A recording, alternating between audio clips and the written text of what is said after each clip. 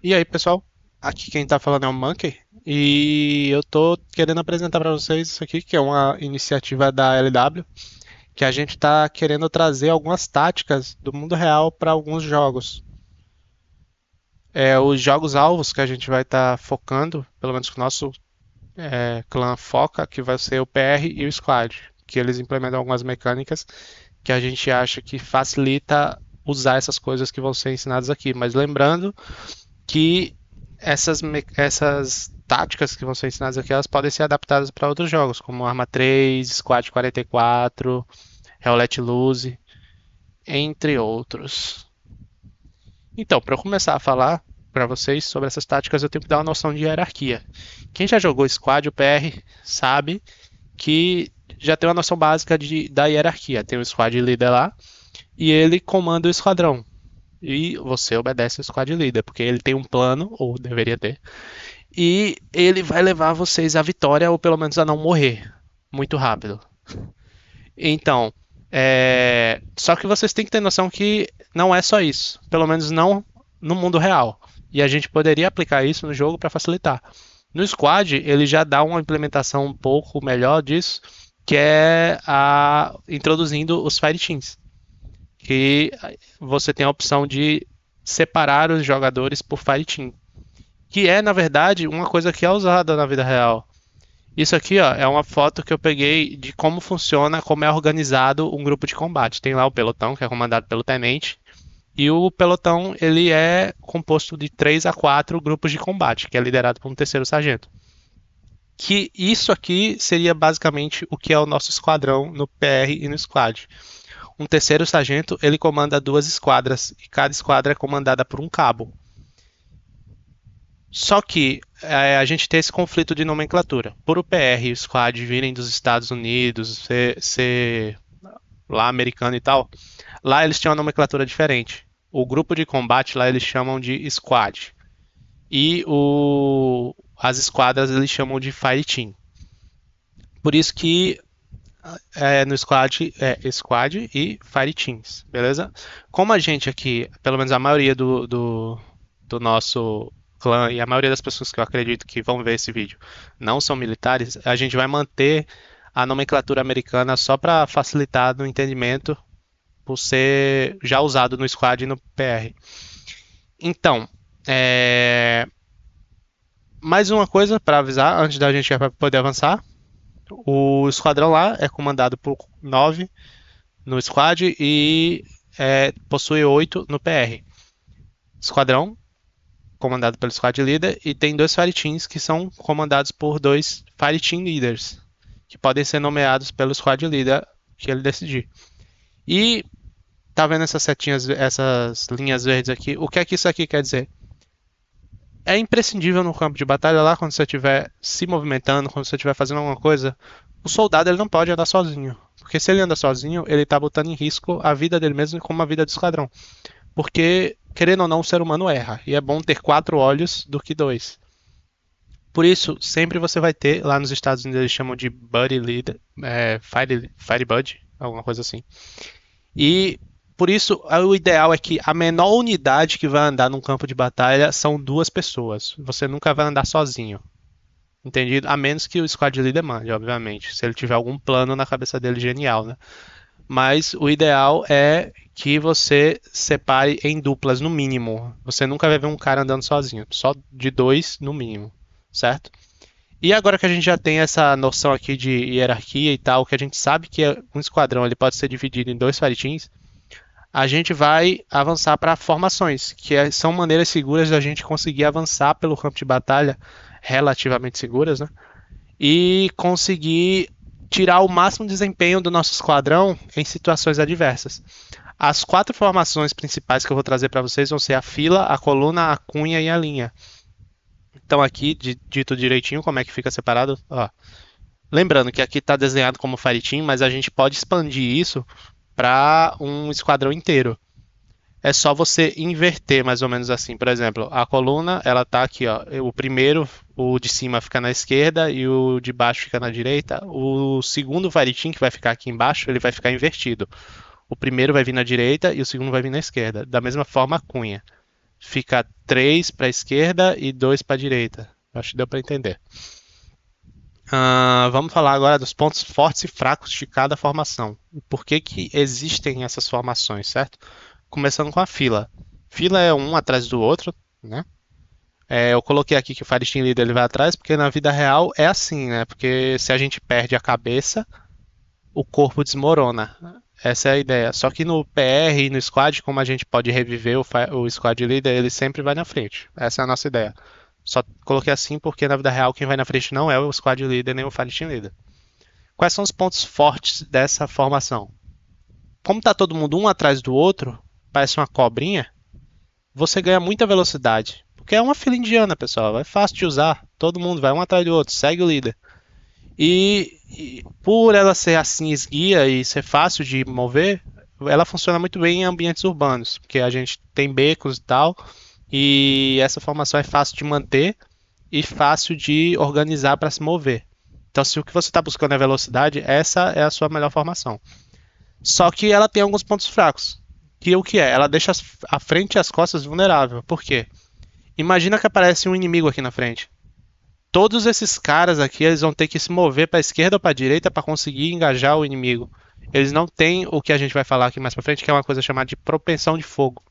Que o que é que significa imediatamente o quantos caras o esquadrão ele consegue atirar ao mesmo tempo. Tipo, aparecer uma ameaça imediata, se o esquadrão ele tem uma propensão de fogo alta, quer dizer que ele vai conseguir atacar rapidamente essa ameaça. Se ele tem uma propensão de fogo baixa, quer dizer que ele não vai conseguir, ele vai precisar se reorganizar para conseguir engajar.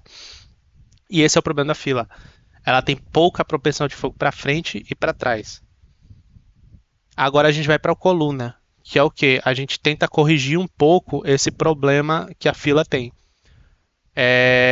A gente vai conseguir manter uma velocidade decente, porque ainda assim está um atrás do outro, basicamente, só que um pouco mais para o lado. E agora a gente ganha um pouco mais de maior propensão de fogo para frente e para trás. Sem falar que estamos mais dispersos, que é outra coisa. Deu de frente com a R lá na frente. Se todo mundo está um atrás do outro, ele só vai precisar mirar aqui e ele vai matar todo mundo. Aqui não, se está todo mundo espalhado, fica mais difícil dele acertar os tiros.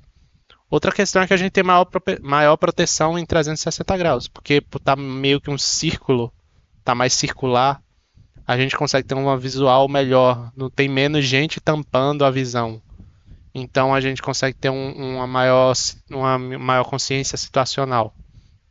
Pontos fracos. Por estar mais espalhado, você vai ser visto mais facilmente, obviamente, né? E exige um espaço maior. Então, tipo, se você está andando um beco, isso aqui não é muito útil, né? E tem a cunha também, que ela leva essa parte da coluna um pouco mais a sério, que a gente coloca, faz meio que um V, e a gente ainda continua com a velocidade um pouco mais decente, só que um pouco mais lento, né, do que a coluna e que a fila. Tem ainda mais propensão de fogo para frente. Tá vendo? Todo mundo tá um do lado, agora não tem mais ninguém tampando. E temos uma maior dispersão. E maior proteção 360 graus, tá mais espalhado. Novamente os mesmos pontos fracos. Lembrando que aqui está escrito a mesma coisa, porque realmente tem os mesmos pontos fortes e os mesmos pontos fracos. Só que aqui é um pouquinho mais grave esses pontos fracos e um pouquinho mais bufado, isso aqui, mais nerfado, que diga. Então, a cunha é boa. Mais pra frente eu vou botar um gráfico que vocês vão ver. Cunha é boa quando você quer enfrentar inimigo na frente e você quer manter velocidade. A coluna é boa quando você quer manter o esquadrão mais equilibrado possível. Eu não sei se o inimigo vai vir da frente, se ele vai vir dos lados. Eu quero deixar o esquadrão o mais equilibrado possível para o que vier. E tem por último a linha, que ela é todo mundo um do lado do outro. Não sei se vocês já estavam jogando alguma vez e o squad leader falou: fica um aí do lado do outro, vamos varrer tal posição. O que é que ele quer dizer isso aí? Ele quer que a gente ache qualquer inimigo e a gente tenha o máximo de chance de atirar nele. Por quê? Tá vendo? Tá todo mundo um do lado do outro. Não tem nada que tape a visão desses soldados. A gente tem a propensão de fogo total para frente. Todo mundo tá focado na frente. Se a gente tem alguma chance de matar o cara, ela vai ser maximizada com essa formação. a gente também está mais disperso, então se um AR estiver focado aqui na frente, ele vai ter mais dificuldade de matar todo mundo. E essa é uma formação muito boa para fazer emboscadas.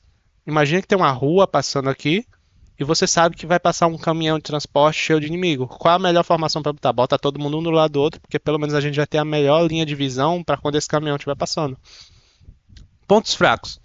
Ela é a mais lenta de todas. Todo mundo tá um do lado do outro, então tipo, de vez em quando o soldado tem que ficar virando pro lado para ver se ele tá conforme a formação. E também é difícil de manter.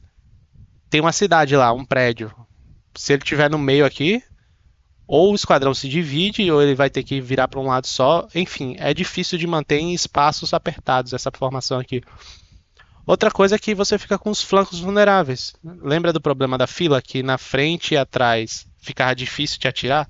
Pronto, aqui é a mesma coisa, só que dos lados. Então, o squad leader que decidir optar por fazer essa formação, é ideal que ele saiba de onde o contato vai vir. Porque aí ele pode botar o esquadrão de frente para lá. Aqui está o gráfico. Ó. Se a gente espera que o contato venha da frente, aqui está o gráfico de, por exemplo, se a formação está mais para a esquerda, quer dizer que ela tem mais proteção, tem mais propensão de fogo para frente. Aqui, ó, a linha ela vai atirar mais para frente. Cunha também, ela está focada mais para frente, só que agora um pouquinho mais preocupada com as laterais.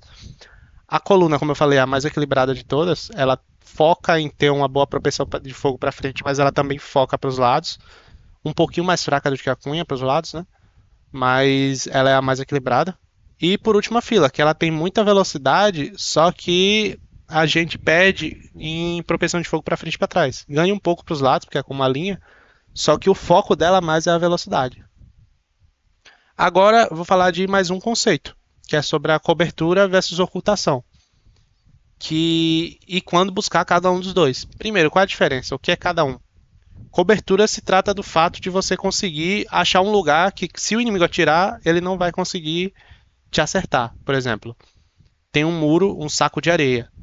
Você se esconder aqui atrás, o tiro não vai conseguir atravessar o saco de areia. Isso é uma cobertura. O que seria ocultação? Ocultação é quando você se esconde do inimigo, mas não necessariamente quer dizer que o inimigo não consiga te acertar.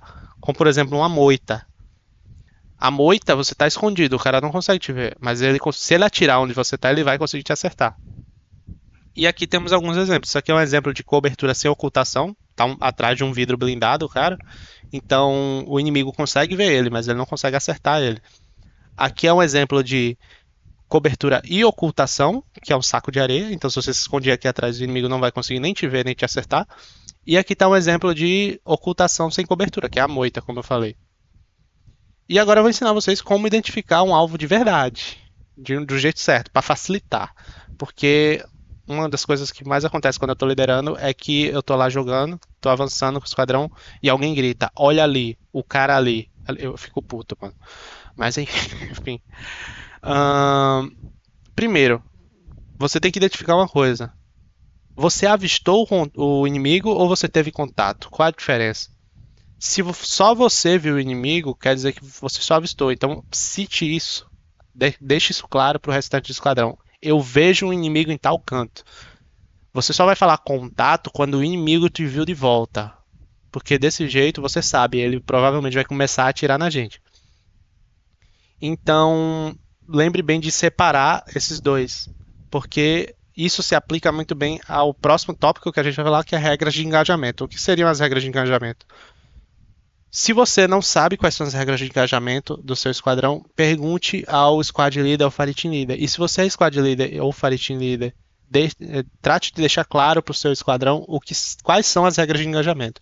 Mas o que são regras de engajamento? Isso daí nada mais é do que como o esquadrão deve se comportar se ele bater de frente com o inimigo. Vou dar 2 cenários para vocês poderem ter uma ideia mais clara do que eu estou falando. Primeiro cenário, seu esquadrão está responsável por defender uma bandeira. E vocês estão defendendo um prédio inteiro lá e esperando o inimigo. Se você vê um inimigo, o squad leader foi e falou, viu o inimigo, atira sem perguntar, sem fazer nada. Só atira. Ou seja, qual é a regra de engajamento? Avistou o inimigo, atira. Beleza? Essa é uma regra de engajamento. Outro cenário que tem uma regra de engajamento diferente é, por exemplo, você está querendo se infiltrar numa bandeira de ataque. tá indo lá pelo flanco inimigo e você tem consciência, você tem certeza de que na bandeira tem mais inimigos do que o seu esquadrão que está atacando. Vocês estão em número menor. Então, é lógico e mais inteligente que você tente chegar à bandeira primeiro e só depois você entre em combate. E essa daí é um exemplo de outra regra de engajamento, que quer dizer o quê? Se ninguém viu a gente, não atira. Você viu o inimigo, beleza. Ele viu a gente, teve contato. Se não teve contato, não atira. Então, essa é uma boa ideia de sempre deixar claro as regras de engajamento para que o esquadrão saiba como se comportar na presença de inimigos. Tá, beleza. Eu sei disso tudo, mas como é que eu vou informar o alvo? Eu vi um cara ali. Como é que eu vou passar isso pro meu esquadrão? Tem um passo a passo bem simples aqui para vocês entenderem, que primeiro você vai dizer o que é. Tá, vi um inimigo ali. Sim, mas você viu o que é? Um caminhão, um carro, uma pessoa. Você vai primeiro dizer o que é. Identificou o que é, agora você vai dizer a posição relativa conforme a bússola. Olha para baixo lá ou para cima, não sei como é que é a sua UI.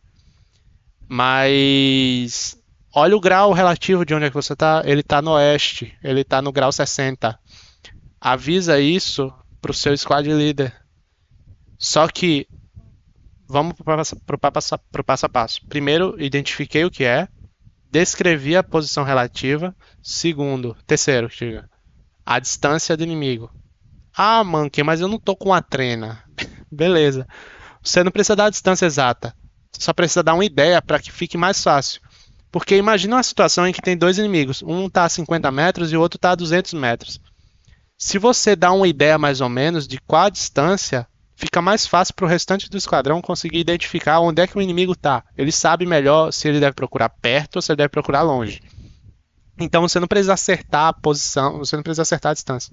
Só precisa facilitar para que o restante do esquadrão consiga ver o que você viu. E por último, que depois que você deu essas três coisas, você vai dar a descrição de onde o inimigo está.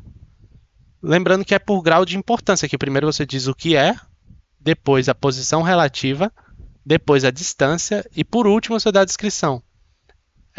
Quanto mais para a esquerda, mais importante é a informação. Aqui está um exemplo mais ou menos de como você poderia identificar um inimigo. Aqui, ó, tem um esquadrão inimigo, avistei, não teve contato. Esquadrão inimigo avistado. Grau 45 da bússola, mais ou menos 50 metros, está ao lado de uma casa amarela. Essa aqui, se toda vez que eu estivesse liderando e alguém spotasse alguém e mandasse isso aqui, meu amigo, eu ficaria tão feliz. Esquentaria o coraçãozinho do Monkey. Então, tenham isso em mente. E agora, uma mecânica dessa primeira parte aqui, que eu acho essencial passar para vocês, porque o PR e o Squad, eles implementam supressão. É um pouco polêmico falar disso aqui em jogos, porque na vida real o povo tem medo de morrer, né? No jogo você não tem medo de morrer. Só que pelo PR e o Squad aplicarem uma mecânica de supressão, a gente consegue fazer com que o inimigo tenha desvantagem quando ele está atirando na gente. Então, vem comigo, bora imaginar um cenário. Tá você e o restante do seu esquadrão se deslocando por uma rua e um inimigo começou a atirar em vocês. O que fazer? Entra em pânico? Não. Tem aqui um passo a passo mais ou menos, mas lembrando que isso aqui não é para generalizar, tá bom? É uma ajudinha para alguns casos específicos em que a supressão realmente ajudaria. Por exemplo, esse caso que eu estou falando. Atira na direção geral dos disparos. Você não sabe onde você começou a levar tiro, você não sabe onde o inimigo está ainda. Atira na direção dos disparos. Depois você busca a cobertura enquanto está atirando. Lembra de manter a supressão. E só depois que você está num local seguro, você adquire a consciência situacional. Só depois disso aqui que você vai procurar saber onde é que o inimigo está. E depois que você tiver essa consciência situacional, informa o Squad Leader ou o Fireteam Leader e o restante do esquadrão onde é que o inimigo está. Por que usar da supressão? Porque quando você está com lá o esquadrão, os 8 caras cruzando uma rua e tem um inimigo atirando em você. Ele está com toda a vantagem do mundo para atirar em vocês. Só que o PR e o Squad, eles têm essa mecânica de supressão que faz com que o inimigo ele tenha desvantagem, ele perca a precisão quando ele está atirando em você, quando você começa a atirar nele. Não precisa acertar nele, mas você só de atirar ao redor nele, ele começa a perder precisão na arma. Então, se tá todo mundo no aberto e já tá ruim aqui a situação, você vai conseguir buscar pelo menos um pouco de vantagem, dar um pouco de desvantagem pro inimigo para você conseguir ter uma chance de sobreviver. Não tô dizendo que isso aqui vai salvar todas as vezes que você estiver jogando lá e entrar nessa situação, mas isso pode dar uma ajuda. E também tem que lembrar que isso aqui é situacional. Se você está cruzando uma rua e alguém começa a atirar em você, é lógico que o ideal é que você atravesse a rua. Você não vai parar no meio da rua para atirar no cara. Corre para a cobertura. Mas isso aqui é só uma ideia de como você se comportar quando estiver numa situação que seja parecida com essa que eu falei, que tá todo mundo cruzando, atravessando a rua, atravessando não, tá se conduzindo por uma rua e aparece um ou dois caras e começam a atirar no esquadrão. Primeiro, usem a supressão porque é uma boa ideia de pelo menos dar uma chance do seu esquadrão de sobreviver.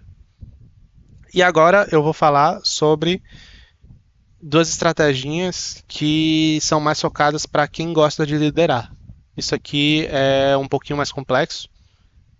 Quem não lidera pode até não entender um pouco, mas é bom que vocês entendam, porque quando o squad leader de vocês falar, vocês vão saber o que é que ele está falando e vão saber melhor o que fazer. Que são duas estratégias que são usadas pelo exército americano e que também são usadas por outros exércitos, só que eu retirei do Field Manual lá do Exército dos Estados Unidos. Quem quiser acessar, inclusive, é público, qualquer um pode acessar. Só está em inglês. E tem um capítulo nele que é o The Infantry Rifle Platoon and Squad, que ele fala de como um pelotão de infantaria e esquadrões de infantaria devem se comportar no campo de combate. E isso aqui são duas estratégias que ele traz, que são as estratégias de fogo em movimento e fogo em manobra. O que seria a estratégia de fogo em movimento? Eu vou ler primeiro e depois eu faço a explicação. Que é, um fireteam suprime o inimigo enquanto o outro avança. Lembra lá, o esquadrão era dividido em dois fireteams. Os fireteams revezam a supressão para poderem avançarem juntos. O movimento continua até que o inimigo seja destruído ou recue. Então, o que é que acontece aqui? Os dois fireteams eles vão parar, a gente tem que assaltar aquela posição ali. Imagina que isso aqui é, sei lá, uma fazenda. E você tem certeza que tem inimigos lá dentro. O que é que a gente faz? A gente tem que atacar lá, só que tem um campo aqui. Isso aqui é muito perigoso de atravessar. Se a gente só passar correndo, tem uma grande chance de todo mundo morrer. Então, o que é que acontece? Uma das estratégias que os exércitos usam para poder fechar esse gap aí é o fogo em movimento, que é o que é que acontece. Tá, aqui é um campão aberto, mas aqui tem um morrinho, aqui tem um buraco, aqui tem uma árvore. O Bravo começa a fazer supressão para que o Alpha consiga avançar até esse morrinho. Aí ele para nesse morrinho e começa a fazer supressão para que o Bravo avance e pare nesse buraco aqui, sempre buscando pequenas coberturas para conseguir manter essa supressão no inimigo para evitar que ele atire de volta enquanto o restante do esquadrão está se movendo. Dessa forma você consegue fechar esse gap aqui. Lembra que eu falei que tem um gap gigantesco aqui? Você tem que avançar, mas é um campo aberto. Mas tem pequenas coberturas. Então você usa dessa supressão para conseguir avançar. Essa é a estratégia do fogo em movimento. Para conseguir chegar com o esquadrão, pelo menos a maior parte, vivo, na posição que você quer atacar e poder conseguir atacar já de perto. E a outra estratégia que eu vou trazer é de fogo e manobra, que é o que? Você não tem esse gap, mas você quer maximizar o seu ataque na posição inimiga. Você então divide o esquadrão nos dois fireteams, como eu havia falado antes, e um vai cuidar exclusivamente da supressão. Por exemplo, aqui no exemplo é o Alpha. Ele cuida da supressão, enquanto o Bravo ele vai buscar uma posição de vantagem para conseguir atacar a posição inimiga e ter 100% de vantagem nesse ataque. Ele conseguir, por exemplo, atacar, destruir 70%, por exemplo, da força inimiga sem ter muita baixa. O que seriam essas posições de vantagem? As posições de vantagem que eu falo são essas aqui, ó. Buscar um flanco, ângulo de 90 com outros fireteam, posições altas e locais que tenham boa posição boa visão da posição inimiga. Aqui, ó, o exemplozinho, ó. Tem uma linha de árvores aqui na esquerda do inimigo e aqui eles têm muitos sacos de areia protegendo. Alfa vai manter supressão para evitar que o inimigo possa atirar, enquanto o Bravo busca o flanco pela floresta. Por que buscar sempre ângulos de 90 graus? O ideal é que você sempre forme um L, faz o L. O ideal é que você sempre forme um L com o outro Fireteam para você poder maximizar o ataque. Dessa forma, o inimigo ele não tem para onde correr. Se ele se esconde para aqui para a esquerda, ele vai tomar tiro do Alpha. Se ele se esconde aqui atrás, ele vai tomar tiro do Bravo. E dessa forma, a gente maximiza a estratégia de fogo e manobra. E é isso, pessoal. Essa era a ideia, trazer algumas estratégias. Espero que seja útil para quem vai jogar. E qualquer dúvida podem entrar em contato comigo. É isso. Tamo junto.